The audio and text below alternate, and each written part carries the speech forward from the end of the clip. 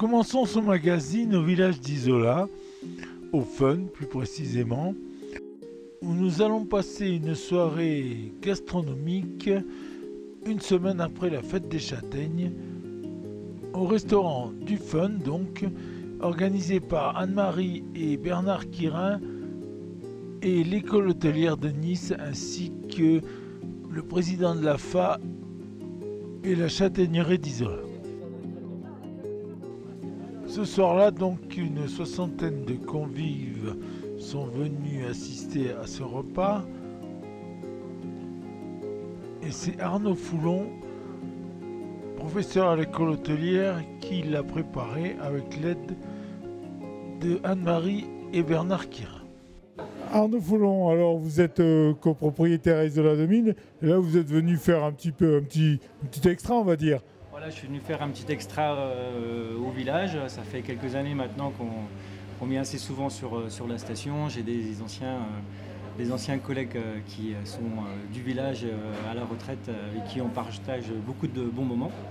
Ouais. Et cette année, ils m'ont demandé de préparer le repas pour la fête de la châtaigne qui suit la fête de la châtaigne. Voilà. Alors, vous êtes quoi? Vous êtes chef dans une école hôtelière? Moi, je suis professeur dans une école hôtelière voilà, depuis quelques années et on profite un petit peu aussi de tous les attraits de la région. Voilà, tout simplement. Est-ce qu'on peut connaître le thème? Bon, j'imagine qu'il y a un peu la châtaigne dans le thème. Alors le thème, forcément, c'est la châtaigne, hein, on est en plein dedans. On a beaucoup travaillé avec Bernard et Anne-Marie Quirin sur l'élaboration de différents plats sur la châtaigne afin de voir un petit peu comment la châtaigne réagissait. C'est pas un produit qui est très facile à travailler, hein. Un petit peu trop de cuisson, c'est trop sec, un petit peu pas suffisamment, c'est quelque chose de trop pâteux. Donc on a essayé d'élaborer puis de réfléchir depuis à peu près un mois et demi sur comment utiliser au mieux la châtaigne sous diverses formes. Voilà. Et j'imagine que vous y êtes arrivé. Et on y est arrivé, voilà. Il y a quelques petits plats, c'est un petit peu de la créativité, de la découverte, parce que c'est quand même sympa de travailler des produits comme ceci, mais on essaye de faire en sorte que ça soit, tout dans la finesse. Voilà. Bon on va découvrir ça alors. Oui, vous allez découvrir ça tous ensemble, et voilà. Je vous souhaite un bon appétit. Merci beaucoup. On commence par l'apéritif qui est un délice de châtaigne au crément d'Alsace.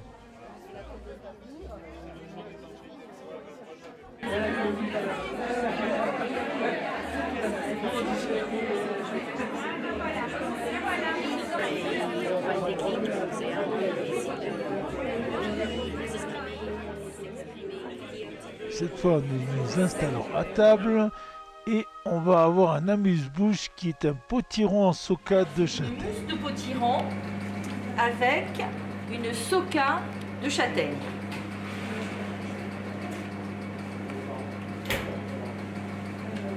Alors comment vous est venue l'idée?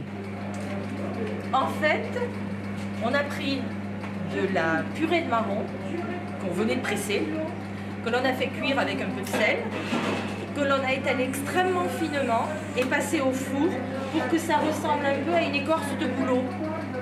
Tu vois? D'accord. Et surtout l'idée étant de retrouver vraiment le goût de la châtaigne grillée. Dégustation. C'est un peu comme la soca chips. Voilà, dans l'idée de mettre en valeur et vraiment de dire on sait qu'on mange de la châtaigne. Alors il faut le tout seul et quand il le mâcher pour réchauffer. Et quand tu le réchauffes, tu arrives vraiment à... Voilà, que le goût de la châtaigne... Ça se voit pas mais je suis en train de mâcher. Voilà, donc tu vois. Ok. Petite création avec le chef.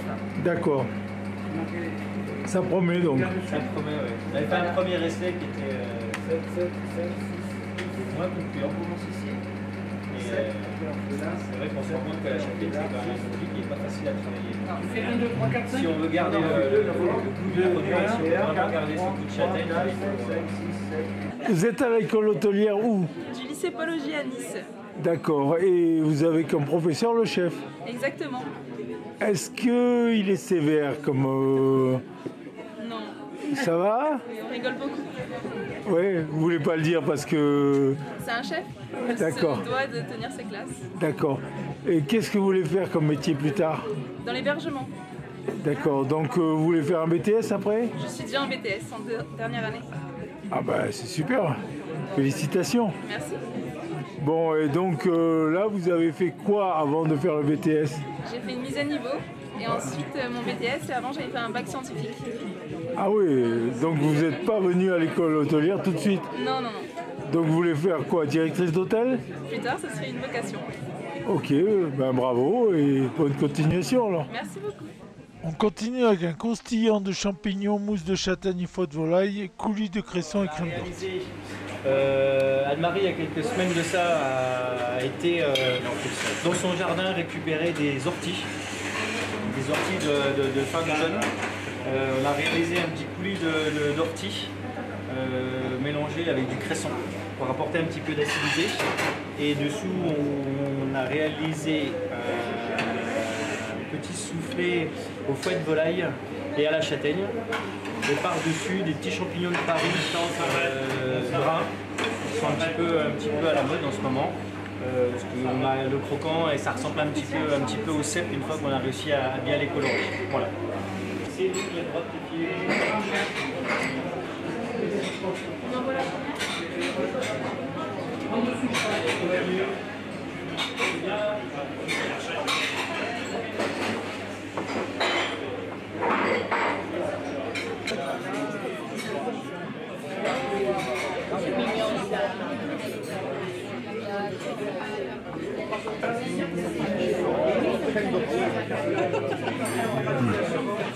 Ça m'a l'air pas mal. On m'a expliqué en cuisine et ça a l'air très bon.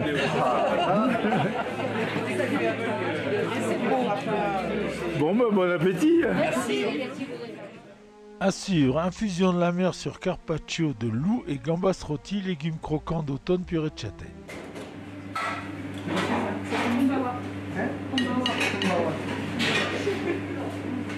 Ah, c'est vrai, il est comme hébergement.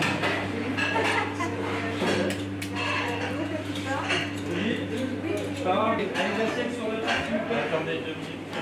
Allez-y. C'est chaud? Allez.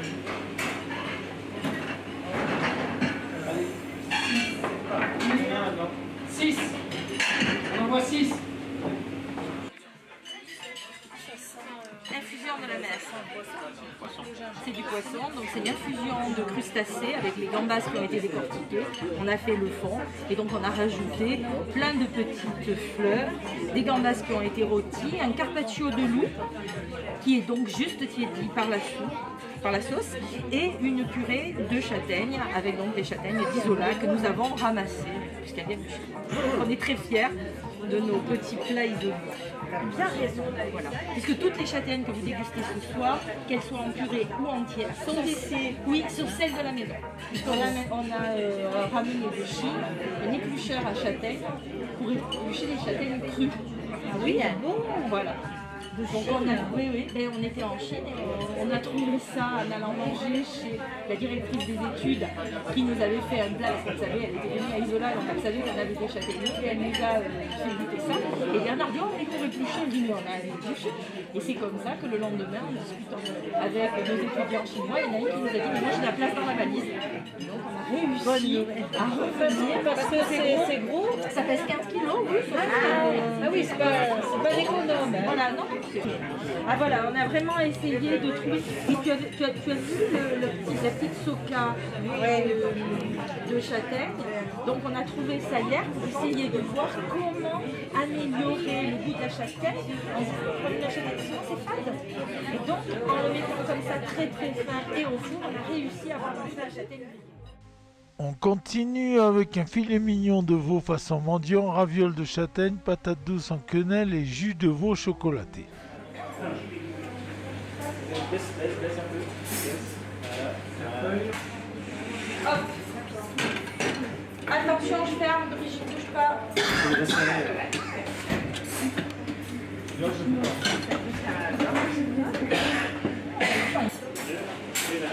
Ça, c'est les cartes. Hein. Ils sont mariés.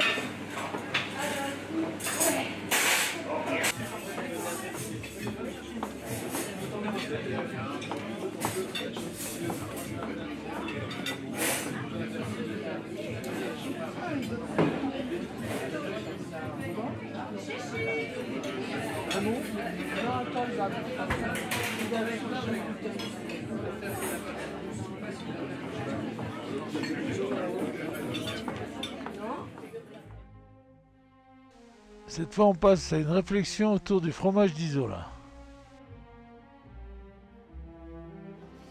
Alors, le fromage. Alors, le fromage, on a essayé de réfléchir pour travailler un petit peu le fromage d'Isola, qui vient de la vacherie qui est située à la station. Tous les produits qui sont sur l'assiette, ce ne sont que des produits, mis à part la salade qui est un petit mesclin dessous, ce sont des coins récoltés ici à la station. Les châtaignes entièrement fournies par Anne-Marie et Bernard Quirin. Le fromage, donc, c'est d'isolien qui a été retravaillé avec une crème faite aussi avec de l'isolien à l'intérieur et retravaillé avec de la châtaigne. Et le pain a été réalisé par la maison Yalex, c'est d'Isola Village. C'est un pain qui est fait à la châtaigne, aussi spécialement pour l'occasion.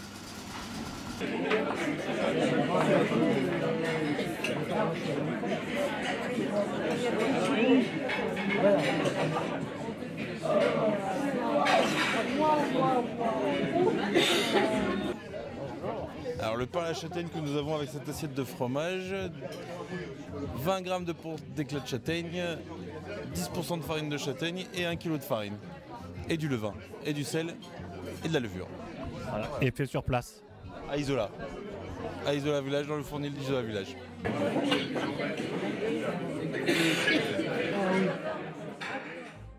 Et enfin, on termine par une charlotte au marron et myrtille.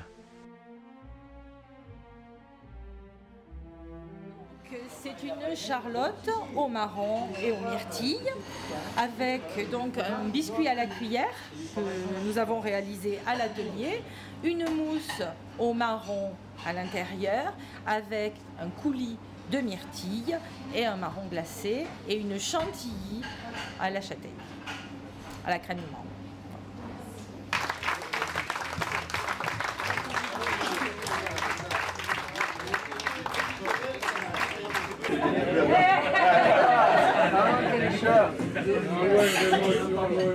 Tout le monde chez moi, là, à la rue Longue. Super. Pour information, nous on a pris énormément de plaisir depuis 2 jours à travailler avec le chef. Voilà.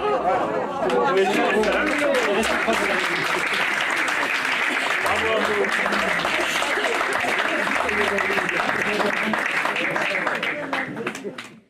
Cette fois, nous avons changé de vallée. Nous sommes dans le Val d'Entronne, à 1770 mètres au hameau des Tours.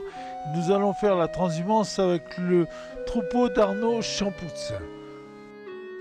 Un des rares qui fait la transhumance à pied, qui part de la commune de Châteauneuf-d'Entronne et qui va dans la vallée de l'Esteron. Ça lui prend quelques jours.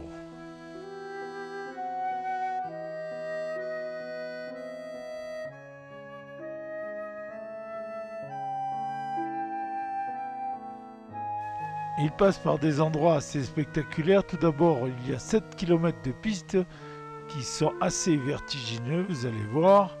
Et ensuite, il va passer par les gorges de Daluis, du côté de Guillaume, qui sont aussi très spectaculaires.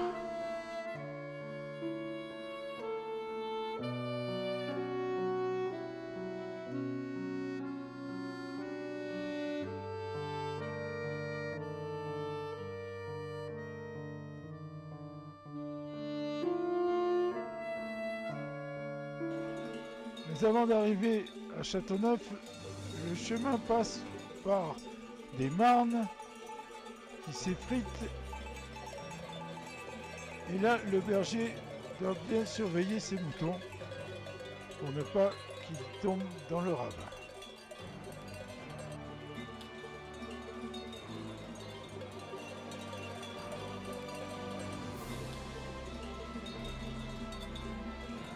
Ce passage dure à peu près 3 km et après ils arrivent à Châteauneuf-d'Enfants.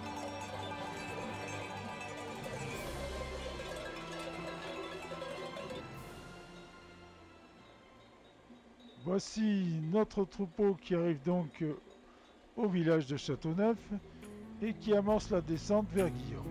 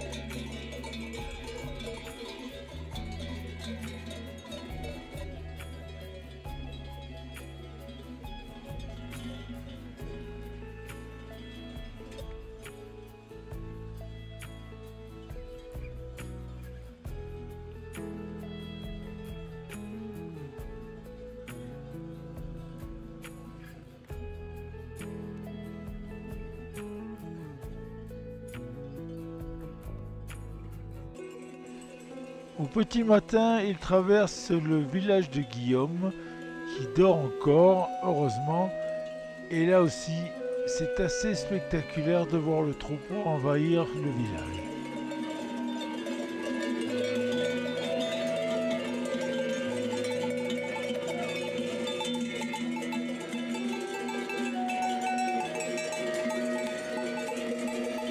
Comme vous pouvez le voir, il y a une marée de moutons qui envahit la chaussée.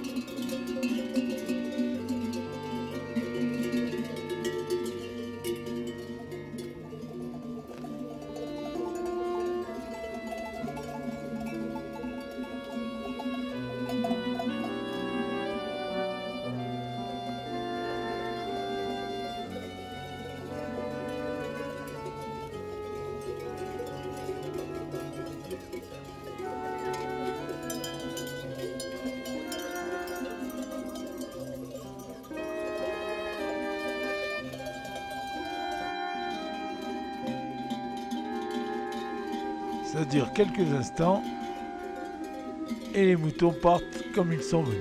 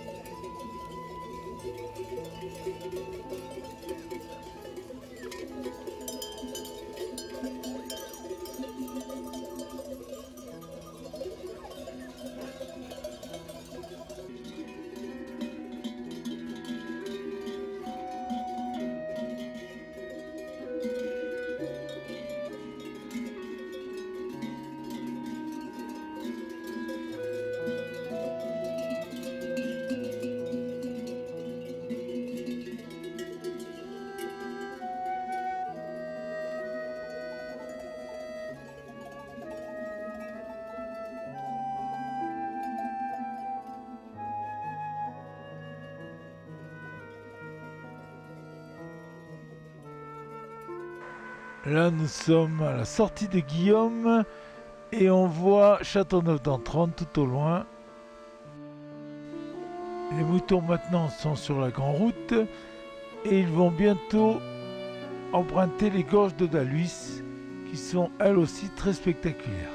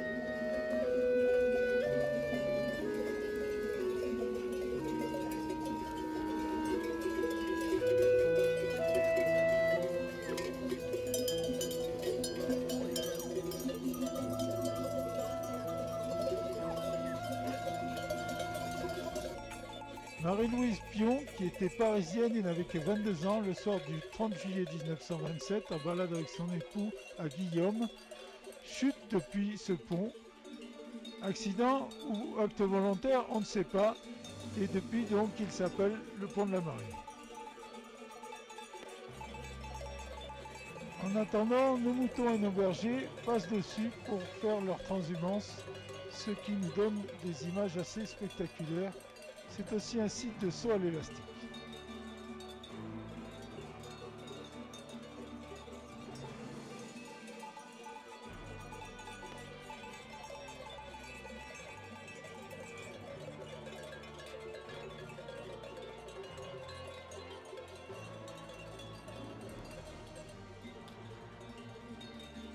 Je vous laisse apprécier le spectacle de ce troupeau traversant ce magnifique. Les gorges de Daluis, qui est un site très touristique et très visité.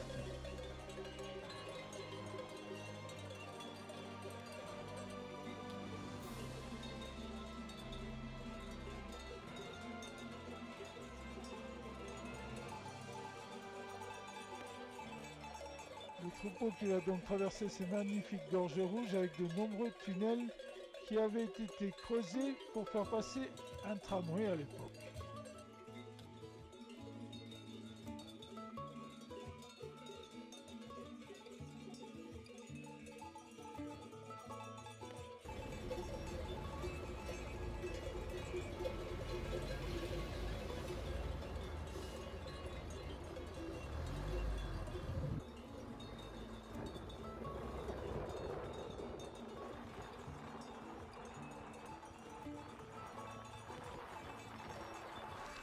Le plus dur pour le berger, c'est pas de croiser les gens, mais de les faire passer devant le troupeau, car les moutons, eux, veulent avancer en même temps que les voitures.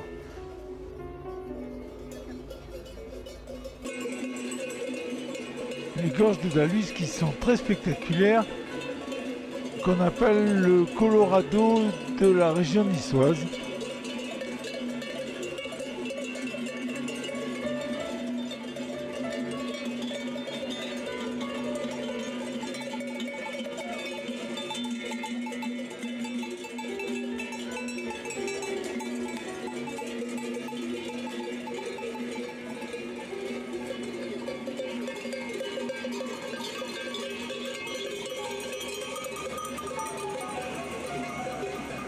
Là, on peut voir le Var au fond et un couloir creusé dans la roche où passent les moutons.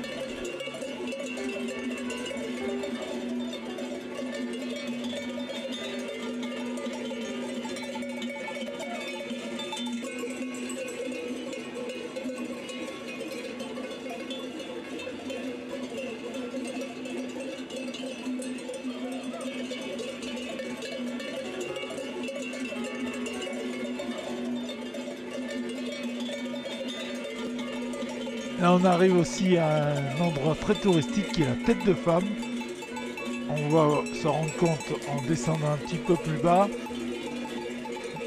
De profil, c'est une femme avec un chignon. La roche au bord de la route.